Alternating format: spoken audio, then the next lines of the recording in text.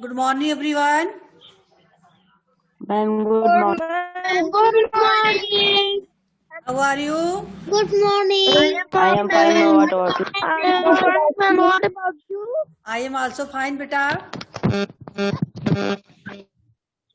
चलिए आज के सेशन में हम चैप्टर 13 के क्वेश्चन है उस पर थोड़ा डिस्कस करेंगे, ठीक है? Yes, ma'am. Yes, ma'am. चलिए बेटा बुक पे Yes, ध्यान ma'am. दीजिएगा सभी लोग.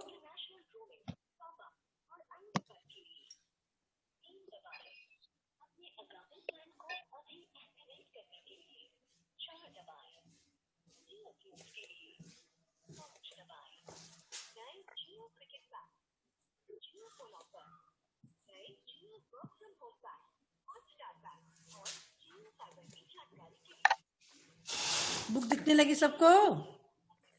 Yes, ma'am. Yes, ma'am. Yes, ma'am. हाँ चलिए बेटा, क्वेश्चन आप लोगों को डिस्कस हो रहा था. कलम की सवारी क्वेश्चन नंबर 1, 2, 3 सभी लोग करके भेजे थे. Yes, ma'am.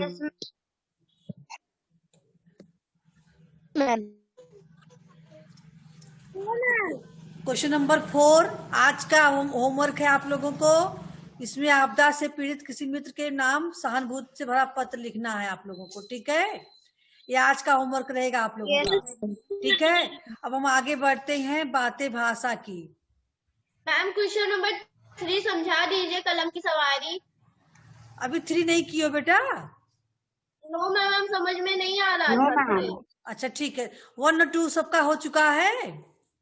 Yes, Yes, ma'am. ma'am. हाँ, चलिए बेटा देखिए 3 में आपको क्या करना है, ध्यान से देखिए. अब तुम बताओ कि जब तुम किसी को मुसीबत में पाओगे तो तुम क्या करोगे, है ना? ये बाबी की माँ ने कहा था ना बाबी से. Yes, ma'am. हाँ Yes, ma'am. तो इस पर ध्यान में रखकर अपना उत्तर दे, ठीक है? तो ये मान लीजिए कि जैसे बाबी की माँ ने बाबी से पूछा था तो बाबी ने उत्तर दिया था ना उसका. Yes, ma'am. हाँ, ऐसे ही क्वेश्चन आप लोगों से पूछा जा रहा है. अब आप लोग अपने हिसाब से उसका उत्तर लिखें, ठीक है? Yes, ma'am. बात समझ में आई? Ma'am. जैसे बाबी की माँ ने बाबी से पूछा था, बाबी ने उत्तर दिया था. Yes, क्या ma'am. उत्तर दिया था आप उसको भी ध्यान में रखेंगे. आपसे यह क्वेश्चन किया जा रहा है, आप अपने हिसाब से इसका उत्तर दीजिए कि आप सहायता करोगे कि नहीं करोगे. मुसीबत में पाओगे तो आप कैसे सहायता हम करोगे? करेंगे. हाँ मैम करेंगे. हाँ तो इसको आप ध्यान में रखकर उत्तर देना है आपको इस पाठ के आधार पे, है? Yes, ma'am. और चौथा समझ में आया है सबके? आपदा पीड़ित. Yes, ma'am. जैसे मान लीजिए आपके पड़ोस के गांव में, ध्यान दीजिए एक बार फिर से समझा दे. आपके पड़ोस के वाले गांव में कोई भयानक तूफान आ गई हो या बाढ़ आ गई हो. आपका कोई मित्र पड़ोस के गांव में हो और वहां कोई तूफान या बाढ़ जैसे प्राकृतिक आपदा आ गया हो, कोई भी आपदा मान लीजिए, चाहे तूफान मान लीजिए चाहे बाढ़ मान लीजिए, है ना? तो आपके मित्र के बहुत नुकसान हो गया हो, ठीक है? तो आप अपने मित्र को सांत्वना देते हुए सहानुभूति दर्शाते हुए पत्र लिखेंगे कि आपका जो नुकसान हुआ है ना, हम आपकी हर तरफ से सहायता करने के लिए तैयार हैं, ठीक है? जैसे पहले आप संबोधन लिखोगे, प्रिय मित्र, है ना? मुझे पता चला कि आपके गांव में बहुत तेज तूफान आया जिसमें आपकी जो है बहुत ज्यादा नुकसान हो गया है. तो हम सभी लोग आपके साथ हैं, जो भी बन सकेगा हो सकेगा हर तरफ से हम आपकी सहायता करने के लिए तैयार हैं. आप धैर्य रखिए, है ना? और हम Yes, ma'am. जल्दी ही सारी नुकसान की जो है आपके जो भी नुकसान हुआ है उस सबका हम सभी लोग मिलकर उसको भरपाई करने के लिए तैयार हैं. जो भी कुछ होगा हम सहयोग करेंगे, ठीक है? धीरे धीरे सभी कुछ सामान्य हो जाएगा. इस तरह से आप सहानुभूति दर्शाते हुए पत्र लिखेंगे, ठीक है? चलिए बातें भाषा की अब तक आपने काल कितने होते हैं, उनके भेद के बारे में, काल किसे कहते हैं, काल के कितने भेद हैं, उसके बारे में आप लोगों ने सीखा। सबको याद है ना काल किसे कहते हैं, काल के कितने भेद हैं? Yes ma'am. हाँ यस मैम। अच्छा, यस मैम। अभिनय पांडे बताइए काल किसे कहते हैं?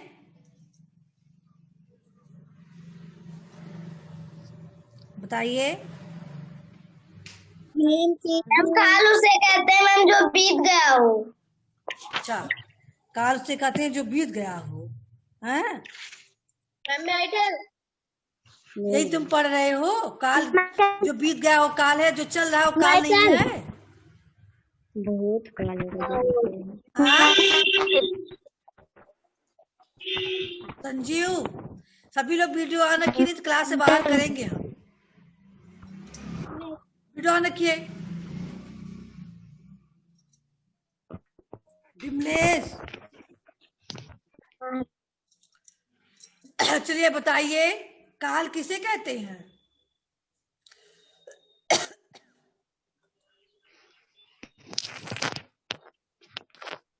यशवर्धन, काल किसे कहते हैं?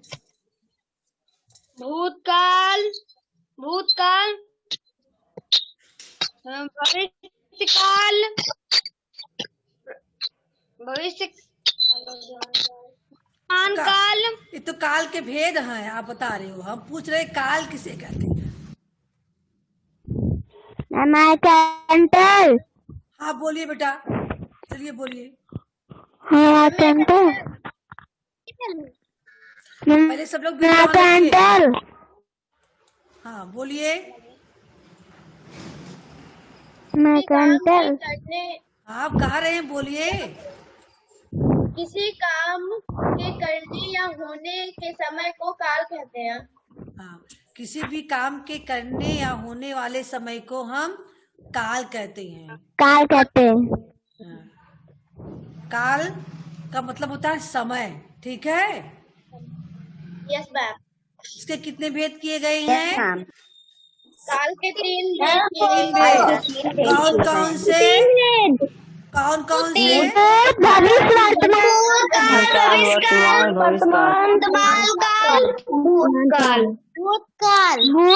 यानी भूतकाल जो बीत गया, वर्तमान काल जो चल रहा है, भविष्य काल जो आएगा, ठीक है? इसके बारे में आपको जानना। अब आगे देखिए, आपको क्या जानना है? अरे वाह, दुनिया में हमारे कितने सहायक हैं। सोचो अगर वे ना होते तो क्या होता? प्राकृतिक आपदाओं से हमें कौन बचाता? नुकसान की भरपाई कैसे होती? क्या होता, कैसे होता? उफ। देखिए, अरे ठहरो ठहरो, थोड़ा विराम लो और फिर बोलो। चीकू, विराम क्यों लूं? चीनू, विराम यानी रुकना। तुम थोड़ा रुककर बोलोगे तभी तो मैं तुम्हारे सवालों को समझ पाऊंगा और उसका उत्तर दे पाऊंगा, ठीक है? चीनू और चीकू की बातचीत में आए विराम शब्द पर ध्यान दे। पिछले अध्याय में आप जान चुके हैं कि लिखित भाषा में रुकने के लिए जिन चिन्हों का प्रयोग किया जाता है उसे हम विराम कहते हैं। पिछले चैप्टर में आपको बताया गया था ना विराम के बारे में। यस भाषा मैम। में जो है लिखित यस मैम। भाषा को रोकने के लिए जिन चिन्हों का हम प्रयोग करते हैं उसे हम विराम चिन्ह कहते हैं। विराम चिन्ह के बारे में, कुछ विराम चिन्हों के बारे में आपने पढ़ा भी, जैसे प्रश्न चिन्ह, पूर्ण विराम और कुछ और विराम चिन्हों के संबंध में आगे पढ़े। चलिए, 4 आप लोगों ने पढ़ा है, 4 के बारे में आप पढ़ना है। संयोजक चिन्ह, ध्यान दीजिएगा, संयोजक चिन्ह दोहराए गए एक ही जात के विरोधी या दोहराए गए एक ही जात के शब्दों में इसका प्रयोग होता है। जैसे रात दिन, धीरे धीरे, मेज कुर्सी, भाई बहन, है ना, बीच में चिन्ह दे दिया गया, ये आपका संयोजक चिन्ह है, ठीक है। Yes ma'am. दूसरा है इकहरा उद्धरण चिन्ह। इकहरा उद्धरण चिन्ह व्यक्ति पुस्तक ग्रंथ का नाम लिखते समय इसका प्रयोग होता है। जैसे प्रेमचंद हमें लिखना हुआ, या महाभारत लिखना हुआ, या पहल लिखना हुआ, कोई विशेष चीजों का जब नाम लिखना होता है तब हम इस इकहरा उद्धरण चिन्ह का प्रयोग करते हैं, ठीक है। Yes ma'am. इसका चिन्ह Yes, देख ma'am. रहे हो आप, कैसे लिखा गया, कोष्टक में दिया गया है। नहीं दिख रहा है। यहाँ क्या है, ये बुक में आपको नहीं दिख रहा है? मैम नहीं दिख रहा। मैम स्क्रीन पे नहीं मैम दिख रहा है। जिसको नहीं दिख रहा होगा उसके यहाँ मैम दिख रहा है। नहीं दिख रहा तो अपने बुक में आप देखिए, नेटवर्क प्रॉब्लम होगा इसलिए नहीं दिख रहा होगा आपको। हाँ, और दोहरा उद्धरण चिन्ह देखिए, किसी व्यक्ति के विचार, कथन अथवा किसी पुस्तक या लेख में की पंक्तियों का ज्यों का त्यों लिखते समय इसका प्रयोग होता है। जैसे जय जवान जय किसान, इसका नारा था ये। जय जवान जय किसान। जवाहरलाल नेहरू। लाल बहादुर शास्त्री का था। बहादुर शास्त्री। हाँ, हाँ, तुम मुझे खून दो मैं तुम्हें आजादी दूंगा, किसने कहा था?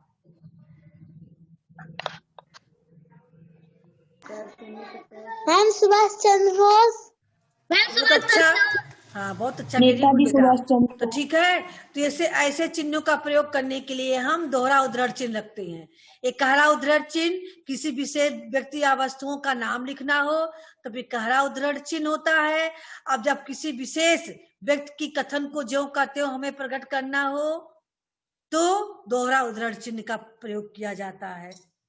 आई समझ में?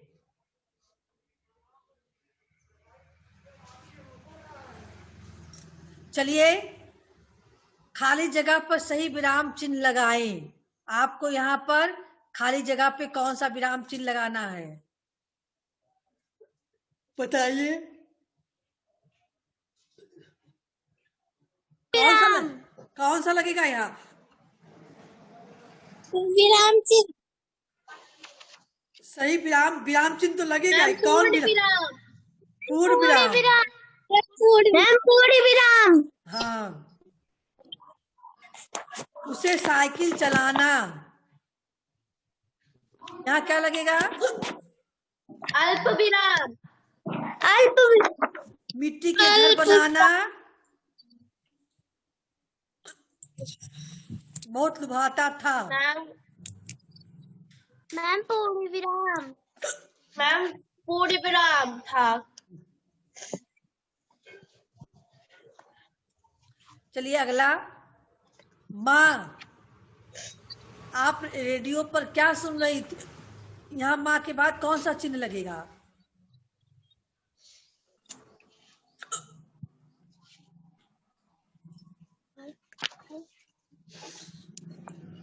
बोली बेटा।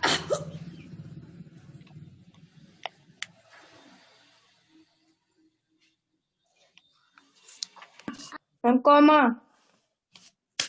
लगेगा। इकहरा उद्धरण चिन्ह। मैम इकहरा उद्धरण चिन्ह।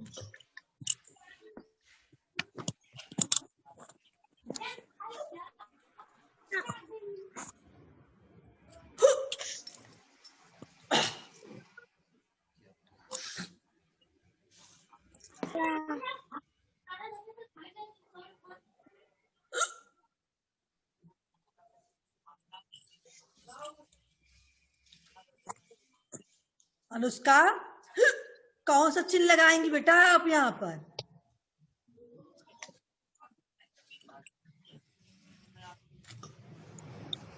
हाँ मैम उसे साइकिल चलाना मिट्टी की कटना। मैम इकहरा उदाहरण चिन्ह। खाली स्थान पे एक साइकिल चलाना, कामा,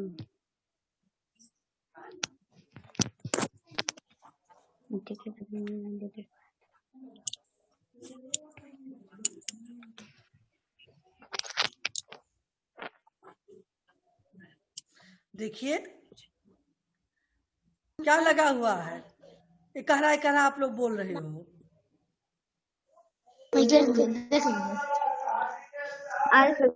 आप रेडियो पर क्या सुन रही थी माँ? डबल दोहरा उद्धरण चिन्ह लगा हुआ है, माँ के बाद अल्पविराम लगा हुआ है। दोहरा उदाहरण चिन्ह। तो आपको भरना खाली एक ही तो है, स्थान दिखाया गया है।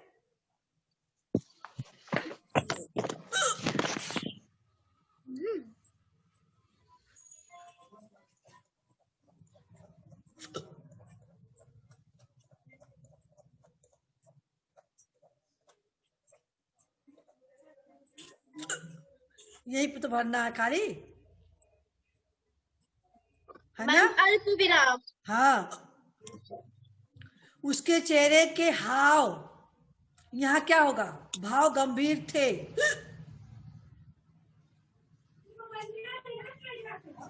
संयोजक चिन्ह। संयोजक चिन्ह, मैम संयोजक चिन्ह। संयोजक लगाते चलिएगा आप लोग बुक में, संयोजक, ठीक है। भाव गंभीर थे, यहाँ क्या लगेगा? पूर्ण और विराम। बताइए गौरव, पूर्ण विराम। विमलेश आप अपनी मोबाइल को इकट्ठा एक जगह रख दीजिए कहीं। अतुल आप भी। चलिए आगे देखते हैं। क्या ये सब बातें तुम्हें भयभीत कर रही हैं? इसके आगे क्या लगा हुआ है और पीछे क्या लगा हुआ है? मैम दोहरा हाँ, दोहरा उद्धरण चिन्ह। क्या लगा है? दोहरा उद्धरण चिन्ह। माँ ने पूछा, यहाँ क्या लगा है?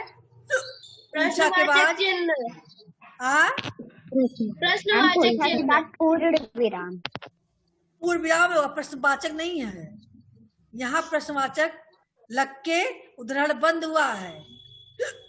आई बात समझ में?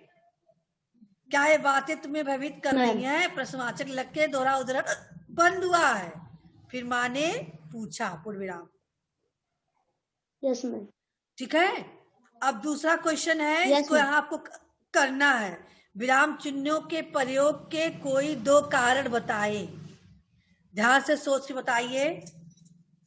प्रयोग से विराम चिन्हों के प्रयोग के कोई दो कारण बताएं कि क्यों विराम चिन्ह का प्रयोग किया जाता है।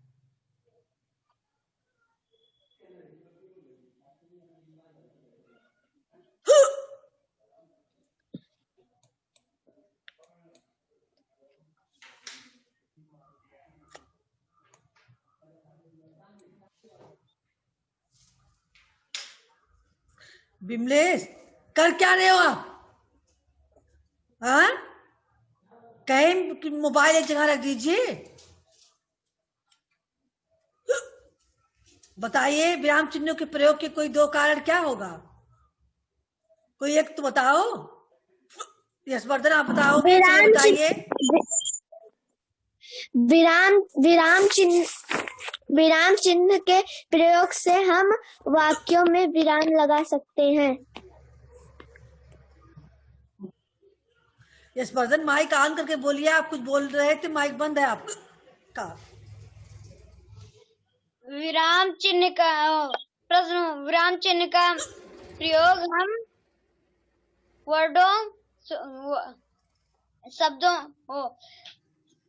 वाक्यों में विराम लगाने के लिए करते हैं। प्रश्नवाचक चिन्ह का जब हम किसी से प्रश्न करते हैं तब हम प्रश्नवाचक चिन्ह का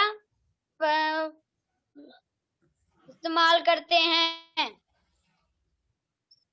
आस्था बताइए। विराम चिन्ह का प्रयोग हम विराम यानी रुकने के लिए करते हैं। थोड़ा देर रुककर बोलेंगे तो जिससे हम बात करते हैं वह हमारी बातें समझ सकता है। हाँ, अनुष्का आपके अनुसार क्या होगा 2 कारण? विराम चिन्ह को हम वाक्य में रुकने का प्रयोग करते हैं और विराम चिन्ह का प्रयोग वाक्यों को लिखने में भी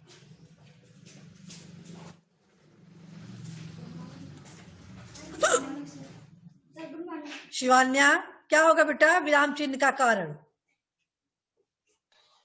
विराम चिन्ह का प्रयोग हम वाक्य में लिखकर सुंदर लिखने के प्रयोग करते हैं।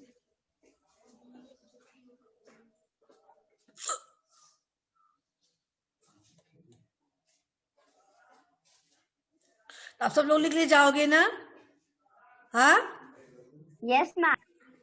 अब तो किसी को दिक्कत नहीं होगी। 2 ही कारण लिखना है। विराम यानी वाक्यों में कुछ देर विराम देने के लिए हम विराम चिन्हों का प्रयोग करते हैं, यानी वाक्य को सही ढंग से लिख सके, उसके सही निष्कर्ष को हम समझ सके, इसके लिए हमें कुछ देर रुकना जरूरी होता है, इसलिए हम विराम चिन्ह का प्रयोग करते हैं। ठीक है, और उचित विराम चिन्हों का प्रयोग करके वाक्यों को स्पष्ट रूप से समझा भी जा सकता है। ठीक है, यस मैम। क्या आपका कंप्लीट हो गया? Yes ma'am. देखते हैं पाठ से हटकर और भी बहुत कुछ क्या करना एक्टिविटी आपको, इस पे भी ध्यान देते रहिएगा। एक्टिविटी जो कुछ है आपको उसको छोड़ना नहीं है, सारे एक्टिविटी को आप अपने घर पर रह के कंप्लीट कीजिए। ठीक है, जानने वाली चीजें हैं ये। ग्लोबल वार्मिंग धरती पर आने वाली प्राकृतिक आपदाओं को किस प्रकार प्रभावित करती है, पहला क्वेश्चन है। दूसरा, भारत में आए किसी प्राकृतिक आपदा के कारण दबाव के बचाव के उपायों पर जानकारी एकत्रित करें और अपने मित्र के साथ इस पर चर्चा करें। ठीक है, तो दोनों क्वेश्चन को आपको तैयार रखना है चर्चा के लिए। पहले इस क्वेश्चन को आप ढूंढ के नोटबुक पे राइट करेंगे।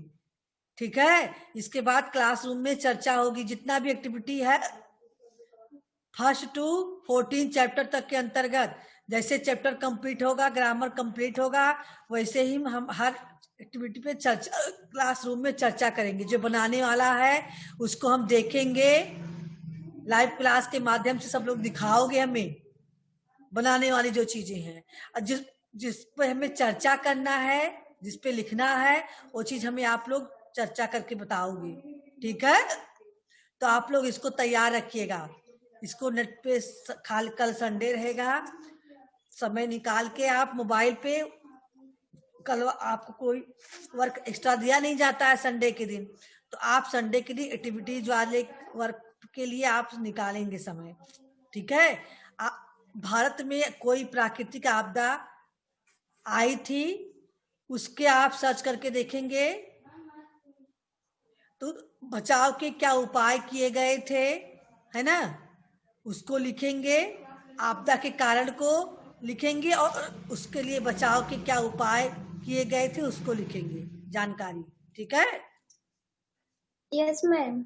हाँ, मजे मजे में देखिए। Yes ma'am. आग से बचाव के उपाय, कैसे आग से बच सकते हैं, दिखाया गया है। समझ में आ रहा है? हाँ, यस मैम। कहीं छिप जाओ, भाग लो, है ना, आग में से निकल के।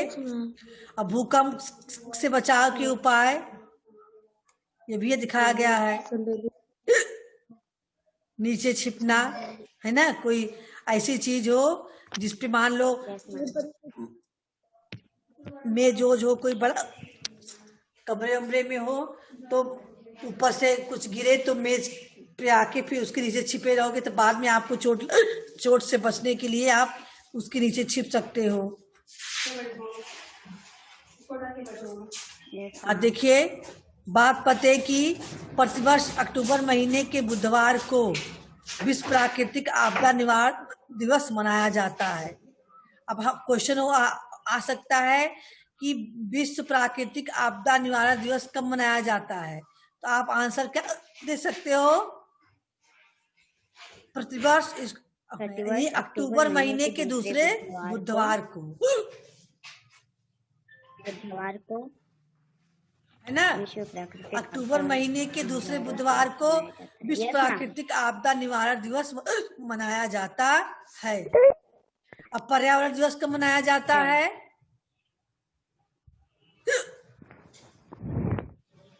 हाँ बेटा,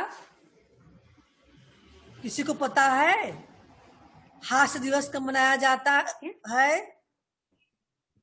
देखिए चैप्टर में पढ़ते समय फर्स्ट सेकेंड थर्ड में पढ़े होंगे आप लोग। हर दिवस के बारे में आप लोगों को जानकारी दी जाती है, लेकिन आपने याद नहीं रखे हो। एक नोटबुक्स में आप लोग सारे दिवस को नोट करके रखें लर्न करने के लिए। विश्व प्राकृतिक आपदा दिवस, पर्यावरण दिवस, हास्य दिवस, है ना, और हिंदी योग दिवस, mother day, father day, friendship day, Christmas day, सारे डे को आप लोग नोट कर कीजिए। एक डायरी आप बना लीजिए, ठीक है? डायरी बना के सारे डे को आप नोट करके रखिए। ये आपका एक किस्म का जो है कंपटीशन की तैयारी के लिए क्वेश्चन बने रहेंगे डे पे, ऐसे संबंधित क्वेश्चन आ जाते हैं। महत्वपूर्ण तिथियां, महत्वपूर्ण दिवस, आस्था समझ रहे हो, अंचित समझ रहे हो, शिवांगी सबके समझ में आ रहा है क्या कह रहे हैं? हाँ, अभी से ही आप आगे की तैयारी के लिए लिखना सीखिए। न्यू ईयर के लिए आप एक डायरी ले लीजिए, सस्ती ही डायरी खरीद लीजिए। उस डायरी पे हर नए वर्ष से जनवरी से लेकर दिसंबर तक के कितने जो है डे हैं, फेमस डे हैं, जो विश्व प्रसिद्ध डे हो या फिर भारत के प्रसिद्ध डे हो, इस सारे डे को आप नोट कीजिए, ठीक है? करेंगे ना आप लोग? Yes ma'am. पूछो तो जाने। Yes ma'am. उसमें आपके महत्वपूर्ण चीजें नोट करना है। भारत का आपदा प्रबंधन कौन करता है? इसका मुख्यालय कहाँ है? राष्ट्रीय आपदा प्रबंधन। भारत का आपदा प्रबंधन कौन करता है? दिल्ली में है। मुख्यालय इसका दिल्ली में है। राष्ट्रीय आपदा प्रबंधन इसका नाम है। जो प्रबंधन करने वाली जो है संस्था बनी हुई है, ये दिल्ली में है। यानी प्रधानमंत्री के नेतृत्व में ये राष्ट्रीय आपदा प्रबंधन बना हुआ है। इसका मुख्यालय दिल्ली में है। आई बात समझ में? Yes ma'am.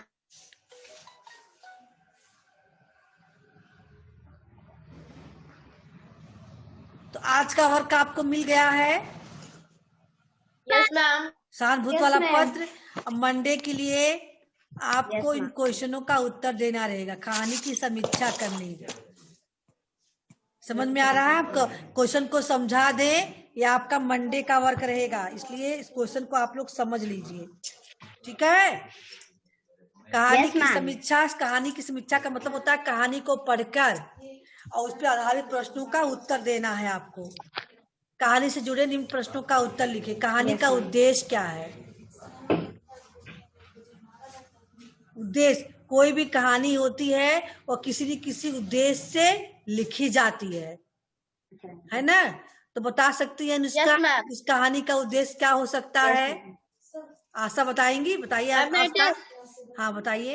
कहानी का उद्देश्य यह है कि हमें प्राकृतिक आपदा आने पर दूसरों की मदद करनी चाहिए।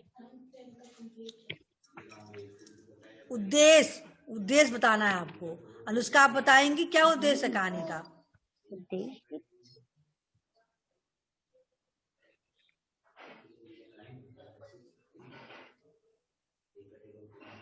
इस कहानी का उद्देश्य। हाँ बेटा,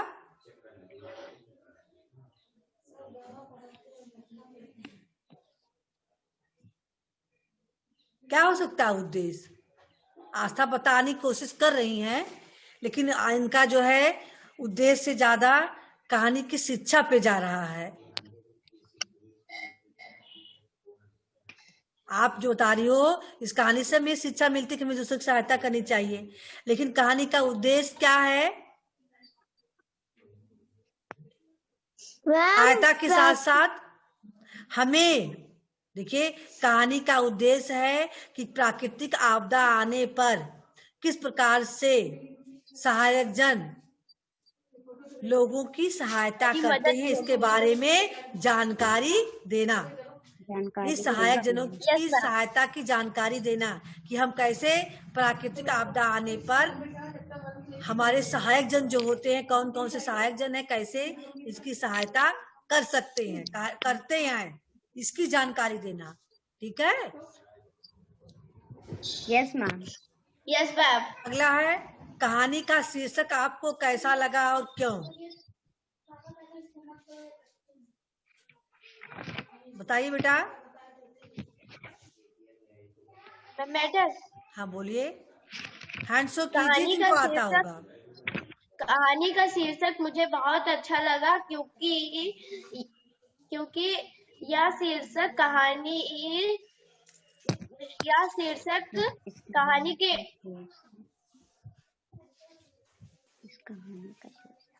गौरव बताइए, क्या बताना चाह रहे हो आप? मैम, कहानी का शीर्षक हमें यह अच्छा लगा कि हम दूसरों की मदद करें और हमारी भी मदद करने वाले कुछ लोग हैं। और कोई? अंचित, कहानी का शीर्षक आपको कैसा लगा? कहानी का शीर्षक हमको अच्छा लगा क्योंकि इस कहानी में हमें प्राकृतिक आपदाएं के बारे में बताया गया है। प्राकृतिक आपदाएं क्या होती हैं और कैसे प्राकृतिक आपदा से सहायक जन हमारी सुरक्षा करते हैं। ठीक है, सहायता करते हैं, इसके बारे में बताया गया। ठीक है? कहानी का कौन सा संवाद आपको प्रभावपूर्ण लगा? संवाद, जो संवाद आपको अच्छा लगा है उसको यहाँ लिखना है। कहानी का हमें यह संवाद अच्छा लगा कि मैम, संवाद मतलब बातचीत,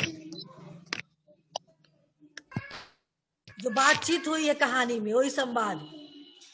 यस मैम। कहानी का संवाद हमें अच्छा लगा क्योंकि जब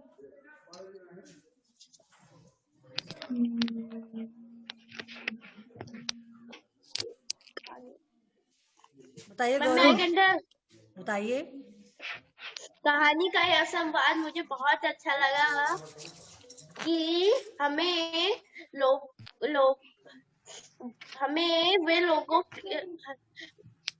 भाभी की माँ जब बोलती हैं, वे लोगों को ठीक होने में, टूटे मकानों को मरम्मत करने में, गायब लोगों को ढूंढने में उनकी मदद करते हैं। हाँ, बहुत अच्छा बेटा। हाँ, चलिए बेटा, बहुत अच्छा आपने बताया। तो इसमें जो सबसे महत्वपूर्ण, जो प्रभावपूर्ण कहानी का संवाद है, और जब भाभी की माँ ने भाभी को तूफान से में सहायता करने वाले लोगों के बारे में बताया, सहायक जनों के बारे में बताया आप। ठीक है? क्योंकि इससे हमारे अंदर क्यों पूछा गया ना, हमारे अंदर साहस और प्रेरणा दोनों मिलती है कि किस प्रकार से हमें प्राकृतिक आपदा आने पर लोगों की सहायता करनी चाहिए और कैसे लोगों से सहायता हमें मिलती है, दोनों चीजें बताई गई हैं। ठीक है, कहानी का कौन सा भाग आपको सबसे अधिक प्रभावपूर्ण लगा और क्यों? भाग, उसमें संवाद पूछा गया था, इसमें भाग पूछा गया है। कौन सा भाग आपको सबसे प्रभावपूर्ण लगा? तो जो भाग आपको प्रभावपूर्ण लगा हो उसको आप यहाँ बताएंगे। ठीक है, क्यों लगा इसको भी बताएंगे आप। Yes ma'am. ठीक है, यस मैम। तो कल ले जाओगे ना अभी से? अब तो किसी को दिक्कत नहीं होनी चाहिए। Yes ma'am. No ma'am. हाँ, तो No, आप ma'am. जो है मंडे का आपका वर्क यही रहेगा। ठीक है, yes ma'am. Yes ma'am. Page number 79 Monday का वर्क रहेगा आपका। ठीक है, तो बेटा सेशन का समय भी अब समाप्त हो रहा है। आज का वर्क अभी आप लोग करके भेज देंगे। ठीक है सभी लोग? Yes ma'am. और फिर ये जो Yes, है ma'am. संडे के दिन आप सर्च करके लोगों उसके बारे में प्राकृतिक भारत में आई हुई किसी प्राकृतिक आपदा की जानकारी को लिख लेंगे, नोट्स का बना लेंगे उसका। यस ठीक है? Yes ma'am. मैम। मंडे के दिन के लिए आपका वर्क रहेगा। ठीक है, यस बस मैम। सेशन एंड करते हैं। Goodbye everyone. Ma'am goodbye. Good bye.